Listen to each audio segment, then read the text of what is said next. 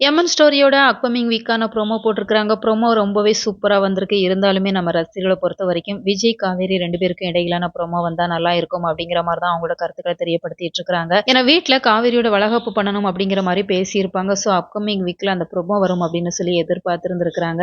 இருந்தாலுமே இப்ப சிந்து பாட்டியோட உயிர காப்பாத்தியிருக்கிறாங்க. அது ஒரு வகையில ரொம்ப ரொம்ப நல்ல விஷயமா தான் பார்க்கப்படுது. பாட்டி மயக்கம் போட்டு விழுந்துடுறாங்க. அவங்களுக்கு லோ சுகர் ஆயிருது. இது தெரியாம சுத்தி இருக்கிறவங்களுமே என்னாச்சு, என்னாச்சு அப்படிங்கிற மாரி அவங்க பதட்டத்துல தான் இருந்துட்டு இருக்கிறாங்க. சரியான சமயத்துல சிந்துவ வந்து பார்க்குறாங்க.